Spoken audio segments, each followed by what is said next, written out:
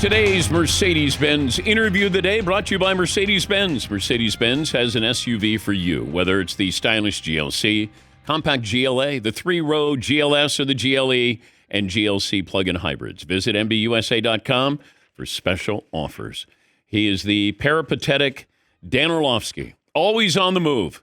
And in fact, Dan, where are you right now?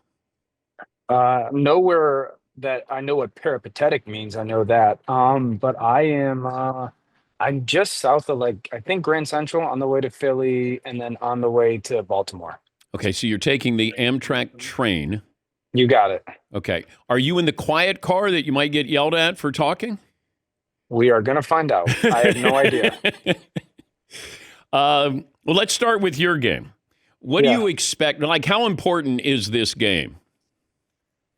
Oh, I think it's a big deal. I mean, obviously, Baltimore wins, they win the division, and they get to host a playoff game, and that's a huge deal to them. It's a huge deal to Harbaugh and Lamar, and Lamar's trying to cap off a very worthy MVP campaign as well. So it's a very big deal. And I think that if we're just being candid about the seeding, and you say, okay, well, if you win the division, well, someone's got to go to you, and it's more than likely going to be maybe.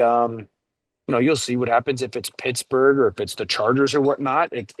We asked them that, like, technically winning division, you might have to play the Chargers or the Steelers. Losing and not winning the division, you might get to play Houston. And I would argue most people would want to play Houston over the Steelers or the Chargers, but I think they wanted to win the division. Okay, you're 20-point favorites against Cleveland. Yeah. How did Cleveland, really? Is Cleveland that bad? Not individual talent-wise, and certainly not defensively. Defensively, when you look at their defense roster, you go, wait, a defensive player of the year candidate, and you've got linebackers that are really good. Grant Delpit's playing really good. Denzel Ward's fantastic. Now, Denzel Ward's not playing, so that's part of that. They just are so poor offensively right now. Obviously, multiple quarterbacks have played this year. Bailey Zappi's playing.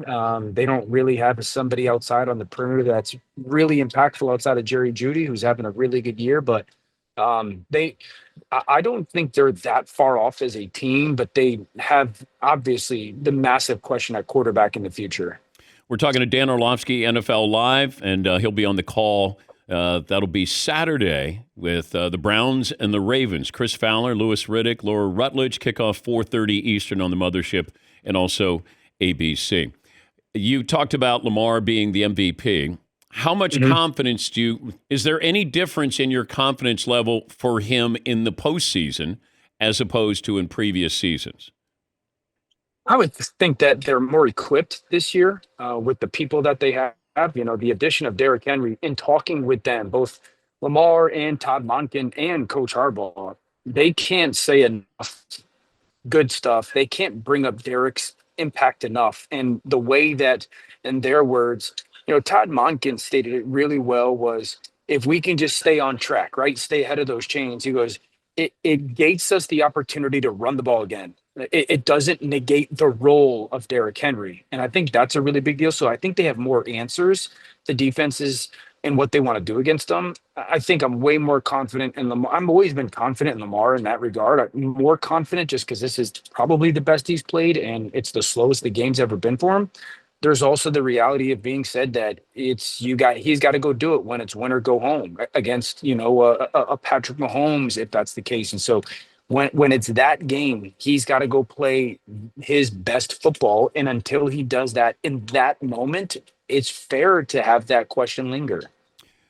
Fill in the blank here. The Buffalo Bills only having 2 Pro Bowl players is blank. A testament to the depth of their football team. It's a little bit of a testament to, or a reminder that their division is not very deep. It's not, loaded with really good teams. It's also a testament to how great Josh has played and how much his performance has really masked some of the youth in their team that's developing and also the injuries they've dealt with. Should he win the MVP? Will he win the MVP? I think he should, yes. I think that there's a ton of guys capable of making the case for it. There's probably 3 or 4 that are going to get a heavy amount of the votes. I think that Offensive Player of the Year is a very statistical generated award. MVP has to be a visually justified or visually dependent award. You have to be able to watch what that person is doing with what he's given against what he's doing it against, and just evaluate like how much you think that performance was necessary for that play to be successful, and then that obviously win to be successful. So I think he will. I think he should.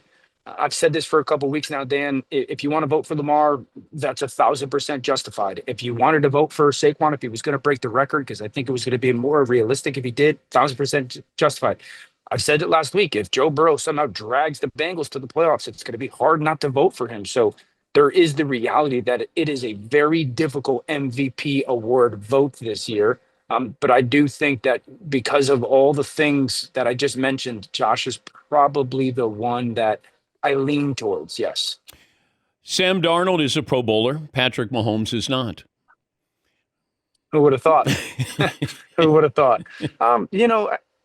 Everyone's making a big stink about that. I think if you asked Patrick in early November, late October, was he playing good football or hit to his standard, he would have said no. Has he probably had the most challenging road this year when it comes to everything that's been thrown at them, losing Rashee Rice and, the overhaul of their offensive receiving unit and the offensive line, specifically left tackle and right tackle playing so poorly? Yes.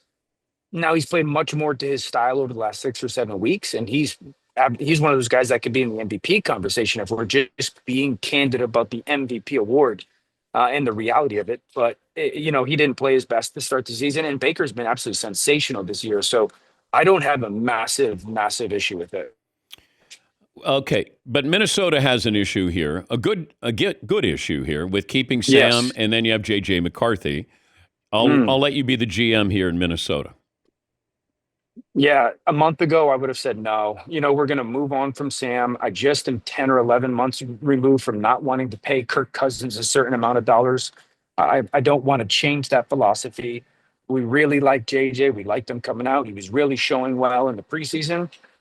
But I do think what's happened over the past couple of weeks is really hard to put value on how a team feels about a guy, how a locker room feels about a player, a leader. And if you have that guy that now can play at a really high level, and you have now the impact that is really difficult to put your finger on in your locker room, you can see it though. I think you got to have a conversation of keeping them. Now, is there a certain number you don't want to get to? Maybe. And we all know that if you give it to that quarterback, the roster becomes lesser. But I do think it's a conversation. We haven't had a lot of conversation, or it doesn't feel like there's national narrative with Defensive Player of the Year. And I was wondering, It's a tough one this year. Can Patrick Surtain of the Broncos steal this?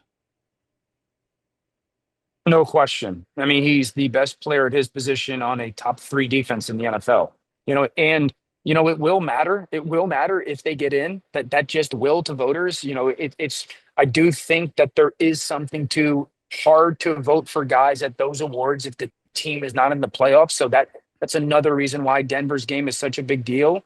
You have to have his name very much so near the top of your list. You probably have Myles Garrett near the top of your list, and Zach Bond near the top of your list. Maybe Jalen Carter. I would throw in Kyle Hamilton.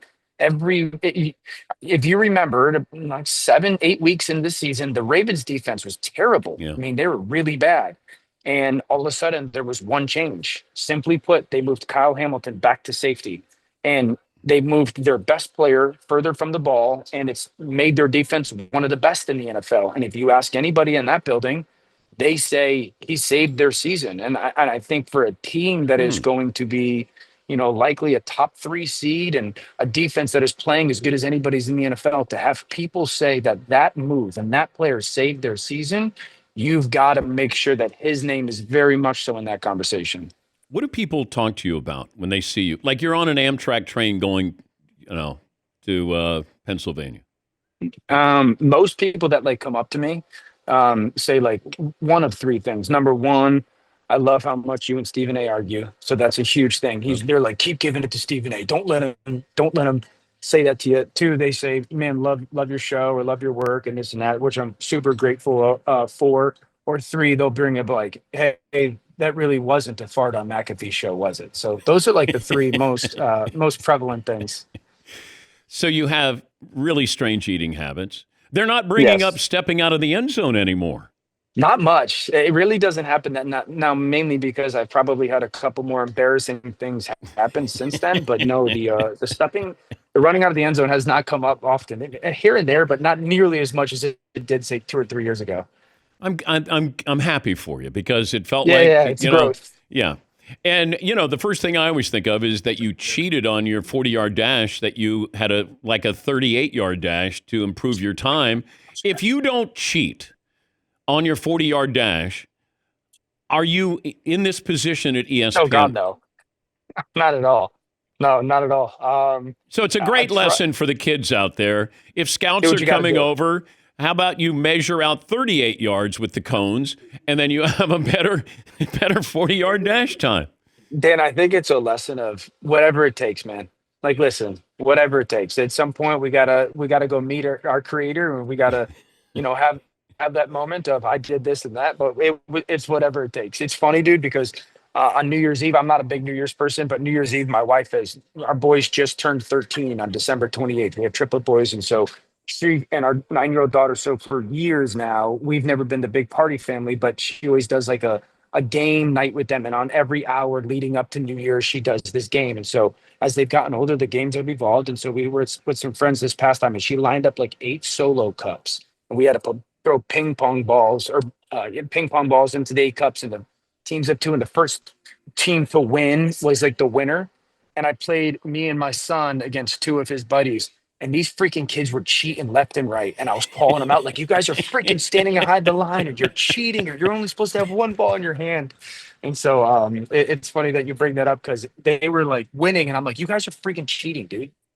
Yeah, but you weren't drinking. This is usually what you do This with, is water." Yeah. yeah, Yeah. just water. Wow. Yeah. That sounds like a crazy time at the Orlovsky house. That is wild. Yeah. Yeah. Well, have fun there with Baltimore, and Thank you. always great to talk to you. Thanks for making time in your travel there. We appreciate it Of as always. course.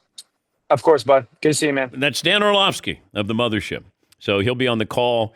It'll be Chris Fowler, Lewis Riddick, Laura Rutledge, kickoff 4:30 Eastern on the Mothership and ABC.